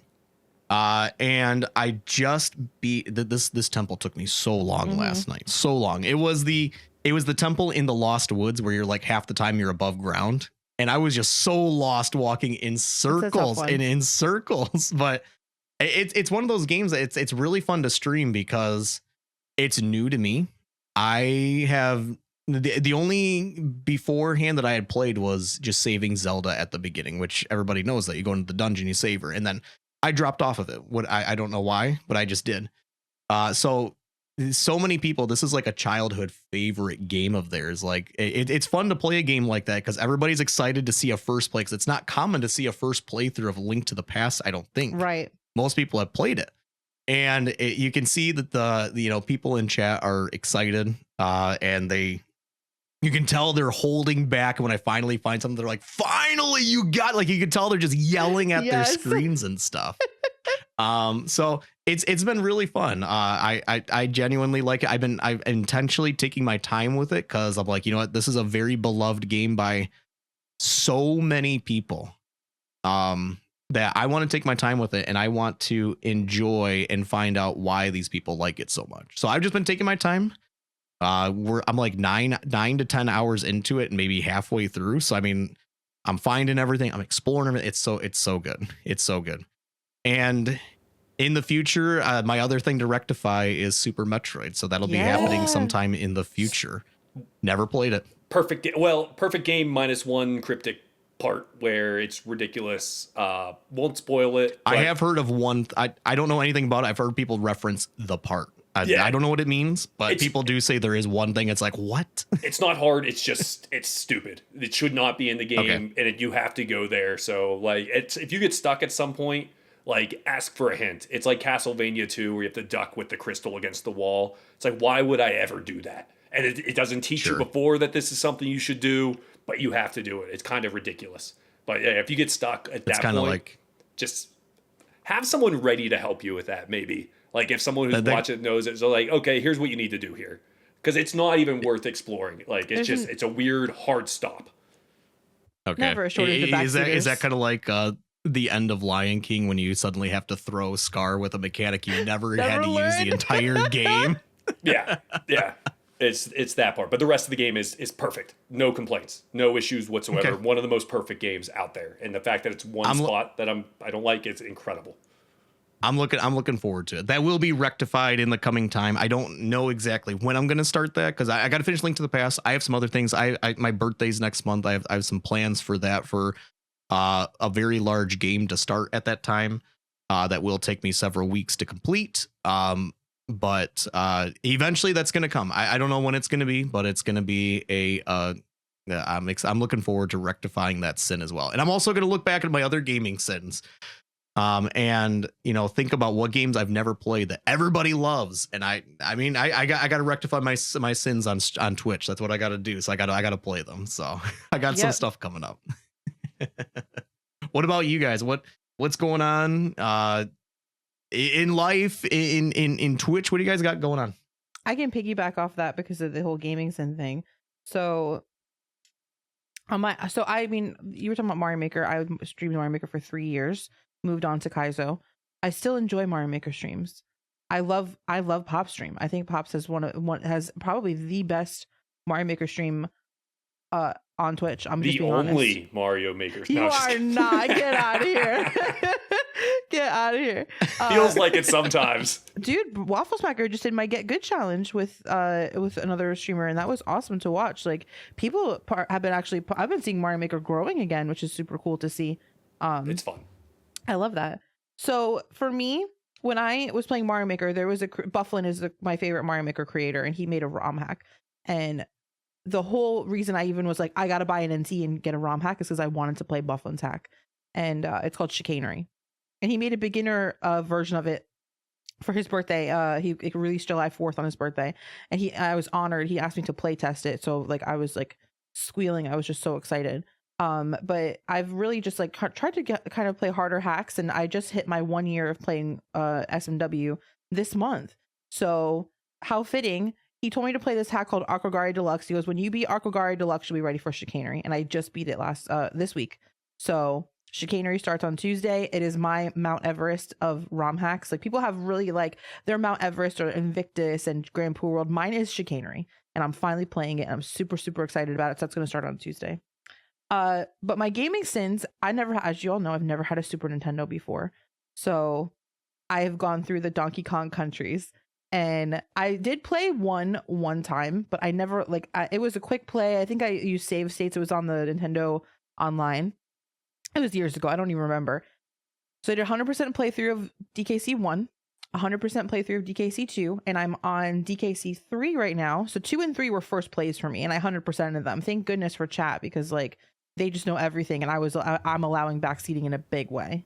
The secrets in secrets, 102%. 2 Wild. is tough with the secrets. Like 3 has such different mechanics. It is mean, and 3 has such different mechanics in it than 1 and 2 do. So I'm about to be in the bonus world, but I'm gonna do something really cool after I finish all the Donkey Kong countries. I'm calling it the DKC Awards, and I'm gonna go through. I'm gonna just like a regular like Grammys or Oscars. I just put an order in for my outfit. I'm gonna get all dressed up. I'm gonna have all kinds of awards. I'm letting my community participate in my Discord and suggest awards and stuff like that. So I'm gonna have a whole, like, you know how Barb does, like, what does he call them, the Barbles or whatever. Barb's awards. The Barbies. I'm gonna do it just like that, but the DKC Awards, and it's gonna be a big event on my stream. I'm super excited. So I'm almost done with the game, and then we'll plan it. Spider, best animal. I'm looking forward to you wearing the gorilla suit. Okay. On Guard, the little Marlin is just my favorite. The spider's so much better. You can create your own platforms. It's incredible. Oh, anyway. The spider. Vote spider. I already went on earlier about how Ocarina of Time randos are just taking over my life. I would stream them all the time if I could, but I actually am doing tomorrow, Sunday. So once this episode comes out, it'll already be done. My first time doing it, but I'm doing crowd control for the first time. I'm gonna do Ocarina of Time crowd control. I'm super excited about it. So much fun. The chaos of crowd control, and then like pitting yourself against chat. Like, I'm telling you, be a jerk, and it's hilarious. You're like, you nerds can't stop me now, and there's always one nerd that just spams you and just wrecks you. It's so much fun, and Ocarina of Time is a blast of a crowd control. A lot of really fun options. Oh yeah. The only other thing, 40 days from now, Echoes of Wisdom is coming out. Zelda. I'm so excited about it. And I'm doing a 24-hour stream at release, at midnight release. So I'm super, super excited about that. New Zelda, play as Zelda. Absolutely cannot wait. And that's what's going on in my world. Awesome. Super excited for all of that. That Zelda game's going to be fun. Just different, classic, but with a new, fresh coat of paint. I'm very excited to see how it turns out. It'll be good. I hope it's great. Me too. For me, been streaming Mario Maker 2 for the last 373 years. Viewer levels have kind of trickled to a start. Like, viewer levels kind of down. I missed that part of getting just strangers coming in, play my level, and you never know what you're going to get. But I still do them all the time. I like to end the stream with as many viewer levels as possible with 10-minute max to try to get that variety. But I got to the point where, like, why have I not played, like, some of the legendary creators' levels? And so I've been playing Barb levels. And when I beat like a Barb level in less than like 15 minutes, I was like, oh, at some point in the last 337 years, I've gotten actually okay at Mario Maker 2. I don't know when it happened, but it's fun. Like, I'm still bad at there's those Team Shell levels, which is just a minute and a half of tricks in a row. And those are super cool and they look neat, but they don't have, like, I call it the soul. I don't know. It's just a trick. Yeah. It's just like you're doing the tricks in a row. And that's neat and all, but I love the way Barb sets up his levels, and they're fun. Grand Poo World 3, grinding is fun when the level is good, and it's fun for everyone. Yes. And so the level needs to be fun. Absolutely. Like you can tell when the streamer just hates the level.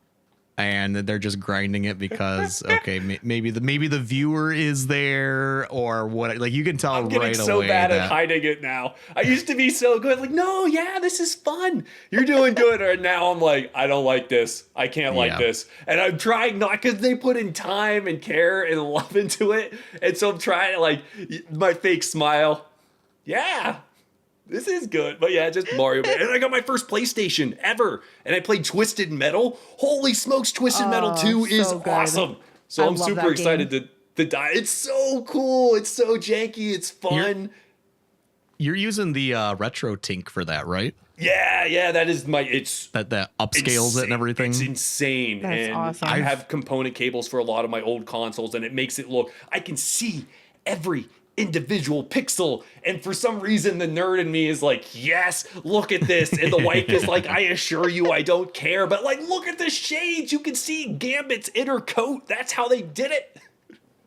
Sorry, went on a rant, but I've heard a lot of good things about the Retro Tink with its upscaling. Awesome. People who aren't familiar with it, it's technology that, like Pops, you were saying, you plug your component cables into it from your old consoles, and it gives you a clean HDMI signal out with no lag. It's a great options. unit. I've read really good things about it. It's expensive as all get out. I was super Yep. lucky, and it is amazing. It makes going back and playing all these. So I got my Sega CD, I got my Dreamcast. Like, I am back to collecting systems again, and very legally playing their entire library somehow. And it has been so much fun. I am so into it right now, and I'm excited because I've never had a PlayStation. So I've missed out on a ton of games, and Twisted Metal is something that I remember as a kid being jealous of people that had Twisted Metal too. Because I was a Dreamcast kid, not on the Dreamcast, and then I went to Xbox. Maybe eventually on the Xbox. Well, by then, it's been around forever. But I wanted the original. The thing that's going to be cool about the Retro Tink too is PS3. If you're not familiar, PS3, you cannot capture gameplay by HDMI unless you use a HDCP splitter, or if you have a Retro Tink and use the component. Because PS3, PS4, Sony finally let gamers or content creators disable the HDCP handshake, which would basically make it be like, you can't record video here, it's just a black screen because you don't have we don't want you capturing our content and stuff. But PS3 did not give you that option unless you use component out on the PS3, which it did support component out. You can buy cables for that. So if you ever do want to stream PS3 games someday, if you get to that point, you can do that with your Retro Tink as long as you get the component cables. I'll go back and do it eventually, but man, the PS3 era, not to start a brand new conversation at the very end, that was such a drab era. We were all so self-serious, and all of the colors were so muted, and everything they were all was just different dark. colors of tan. Yeah, tan. It was the tan era, and I was just like, every time, I love looking back at retro consoles, and every time I see one of those games come up, I'm like, fast forward, don't care, tan. Yep. There was a lot of amazing games came out, but a lot of lifeless colors, which kind of, I mean, it's what they went for at the time. It's what people wanted. We wanted it. It was the backlash it to looked Wind Waker. gritty and real. We were still so mad at the colors of Wind Waker that like everything needs to be so self-serious and muted. No bright or fun here. Well, that's great to hear. We all have a lot of busy things going on. You can find all of us on Twitch. You guys know where we all are. You can find all of us and stop on by. We would love to see you there, even if it's just to say, yo, hey, I heard you on the podcast. Love, cool to actually see you, or, just to drive by or just hang out, whatever you want to do. I mean, we love to see it. We love to see all of it. You love to see it. Yeah, you love to see it. You can find me. Crutch, you stole it. Sorry. If you want, you can find me twitch.tv/PonchoTaco. Sunday, Monday, Wednesday, Friday, 9 p.m. to whenever I'm done for the night. That's my main bread and butter on the internet here. What about you, Ashley? Where can we find you? You can find me on twitch.tv/Ashley with 2 E's _FL. I'm streaming Tuesday, Thursday, Saturday evening, Sunday afternoons. SMW. Currently, my retro is Saturday Donkey Kong Country 3, and Sundays are for Zelda, baby. Also, you can go to ashleyfl.com. I post a lot on other stuff. Hey, you Pops, where can we find you? Waffle Smacker at Twitch. Just type that into your you'll be good. URL, your bar up there. Oh my god! I play Pokemon and Kaizo, and I'm really good at NES Championship Edition. That's me. I'm not promoting myself. I'm Waffle Smacker now. It's done. All right. That's where you can find Pops. You can find him over there at Waffle Smacker at Twitch. That's not even the right way to say it. It's not. That doesn't make any sense. I never learned it. I'm always jealous. You guys have the backslashes in there. I'm just like, I don't know. Cheesepops.com with extra P.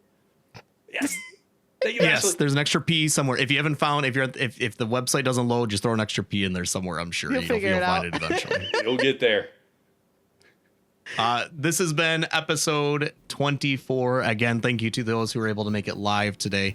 Thank you to those who have been listening over the past couple of years here. We appreciate you. If you're listening, give us 5 stars on whatever platform you're on. We would love it. Let's go. It helps us out.